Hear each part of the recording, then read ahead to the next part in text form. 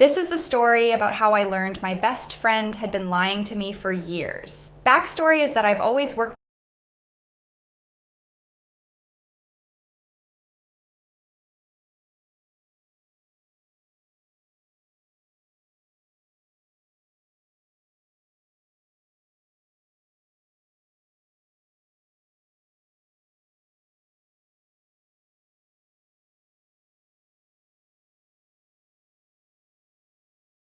Welcome back to CBS Sports HQ. Time for some Mayotivations presented by Hellmann's, America's #1 mayonnaise. Well, the Kansas City Chiefs enter Week 9 as the only unbeaten team left standing in the NFL. They're facing a feisty Bucs squad that's dealt with injuries, but hoping to play spoiler nonetheless. And for Tampa Bay, a little history on their side here. The last 3 7-0 or better teams to play on Monday Night Football actually all lost. But I don't know what Patrick Mahomes has to say about that. We'll have to see as kickoff comes our way later tonight. Let's get into the action as we welcome our, I put Pete Prisco in here for some reason, but it's Lijay Douzable and Kyle. We were talking about Jacqueline's Pete Prisco costume. That's probably why. But nonetheless. He's with that O-line alarm a lot this season, Kyle. He wears it out. Oh my goodness. All right, so let's get into the football side of this now that we have Kyle Long and Lijay Douzable joining us. And we'll start by talking about the Kansas City Chiefs, who that win streak actually for them is now up to 13 games if it goes back to last season. So not only, Lijay, are they unbeaten, but they've been unbeaten for a while. When you look at their resume as a whole here, and as we continue to elevate the conversation, what stands out to you about what they're doing right now? I think every year, Kyle, it's interesting to see the evolution of the Kansas City Chiefs, right? Going back to like 2020, 2019, Patrick Mahomes throwing for 300 yards a game. Well, that's not this team this year, right? They've been able to run the ball effectively. Travis Kelce is starting to find his feet again. Last game, 10 receptions, 90 yards, and a touchdown. And this team for the last 2 years has been led by its defense. Now, the interesting thing, Kyle, is this defense hasn't been as dominant as it was last year, but it's still really good. And I think Patrick Mahomes finally understands, like, I don't need to go and force things now. He has struggled with turnovers, and not all interceptions are created equal, right? When you see a lot of these interceptions, sometimes him and Xavier Worthy are not on the same page. We saw a fluke one where a defensive lineman from San Francisco knocked it up and caught it. So when you look at it, right, he hasn't really forced the issue in regards to turning the football over, even though it still doesn't look good when you only have 8 touchdowns and 9 interceptions. I love how this team has really leaned on Kareem Hunt in the run game, got Travis Kelce going, and they realize we have a championship-type defense. We can lean on them. Yeah, I mean, it's not too often nowadays teams in the NFL have an identity, and there's only a handful of teams you can really say, I knew they're going to be every single week. The Detroit Lions are at the top of that list. For sure. For Kansas City, to your point, they play great defense, and now they run the football effectively. They got 3 guys on the inside with Joe Thuney, Creed Humphrey, Trey Smith, mid-season All-Pros for that unit. One of the most unheralded groups in football. I think they're near the tops in the league in rushes from 4 to 9 yards, and the bottom of the league in explosive runs, which tells you what? They got a bunch of guys who get the job done play in, play out, but they still don't have that playmaker to get them to the next level. Like if they had a Saquon back there running back. You get a guy like Pacheco back in that lineup down the line. It'll be awesome for Kansas City. They have an identity. Patrick doesn't have to do everything. All right, just to double down on that point, because he hasn't, right? This is considerably a down year for Patrick Mahomes, and you guys already touched on it. The defense, very serviceable. They're leaning on that run game. They are undefeated still, despite Patrick Mahomes throwing some picks and not being at his absolute best. Kyle, is this sort of play sustainable to still go undefeated with Patrick Mahomes being, I don't know, what would you call this? 70% Patrick Mahomes? 60? Like, where are you at on? Like, can this last? He looks human. He looks human. Let's be honest. Manager Patrick Mahomes. I know, but I had Pete Prisco on the brain because I was game manager for Lijay Douzable. At the end of the day, there are no teams in the NFL that can accomplish what the Kansas City Chiefs have done week in, week out, with the injuries they've sustained, with the distractions in that building.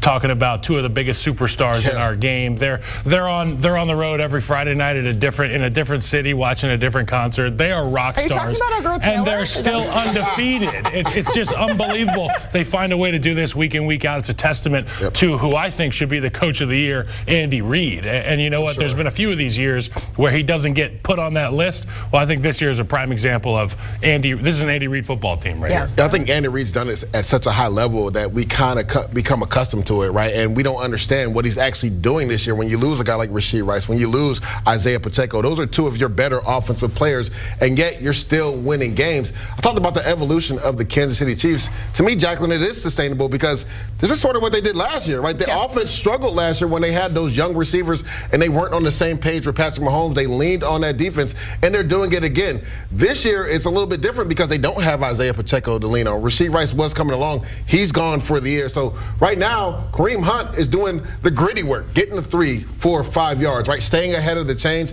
They're not forcing the ball down the field. Love what Andy Reid has done in regards to personnel. He's going heavy set, right? He's going 13 personnel, 1 back, 3 tight ends. Yep. And they're throwing out of that, right? Just to get that mismatch on offense and defense. You keep your linebackers out there, our tight ends can beat them in open space. So to me, it is sustainable because you talked about it. Big Red is one of the best, if not the best head coach in football, and they have a championship type defense. If we look at the other side of this matchup for the Tampa Bay Bucks, it's kind of interesting because Baker Mayfield is about to feel that same adversity, right? Missing 2 of his top targets when Chris Godwin and Mike Evans dealing with injuries. And still, I thought this was interesting. He still has the most passing touch yards this season, and he's not even throwing to his main guys. Don't be fooled by this Bucks depleted roster. Don't be fooled for 1 second about this Bucks roster. Yes, they're missing 2 superstars at the receiver position, but nobody does quick game better than Baker Mayfield. Right. Nobody stays ahead of the sticks better than that guy on the screen, Baker Mayfield. Liam Cohen's done a really great job adding balance to this offense with those 2 running backs. Not only are they good on the ground, but they can also receive passes. So that volume that you would be having with Mike Evans and Godwin, you can spread it around the running back room. Don't be fooled for 1 second. I was going to say, my follow to that was we saw Cade Otton really step up and be an impact player. I think as well, when he's playing a Chiefs team that typically allows tight ends to be a little bit more free, could benefit there. So I'm glad you took over that, Kyle, because the reality is how is Baker going to get this done going forward? It's going to have to be with quick game. It's going to have to be with quick game. They have to remain on schedule in the running game, and I think that's really where it comes down to. Can the Kansas City Chiefs stay on schedule defensively with that front, bullying that group up front? You know it's going to be a heavyweight showdown with that group. The Chiefs have a great run defense for sure. So to me, they have to get back to running the football more effectively. They have a 3-headed monster at running back. And I think for Liam Cohen, this is what he needs to do. 2 back sets, right? That way you keep an extra linebacker in the field and maybe take advantage of Drew Tranquill in some passing situations. We see Bucky Irvin is one of the best backs in all of football of making guys miss tackles, right? Sean Tucker, they really haven't gotten nothing out of him the last 2 weeks when he was coming off an NFC Player of the Game. Like, they have to get him more involved. And then Rachaad White is one of the best pass-catching backs out of the backfield. So you talked about it, Haley. What do they do now that they don't have Mike Evans for maybe the foreseeable future and then Chris Godwin for the entire season? Get your backs involved in the passing game. This is a young offensive line, Kyle, that will maul you in the run game. Now, it's going to be tough today because the Chiefs have one of the best run defenses in all of football. But I think Liam Cohen can switch things up and go more 2-back sets to keep those linebackers on the field for Kansas City and take advantage of some of those guys in open space, the running backs, whether it's Sean Tucker or White out of the backfield. Hey, look, there's really good coaching going to be on display tonight. And when you talk about Liam Cohen's ability to adjust with personnel, it's the same thing that Andy Reid's had to do with the tight ends. So you're looking at 2 groups trying to figure out who the hell they are at this point in the season. Luckily for the Chiefs, they're undefeated all the while. I was going to say, I think the Chiefs know who they are. Yeah, well, there's some people like Mike Renner who sits right here some days and says they're the most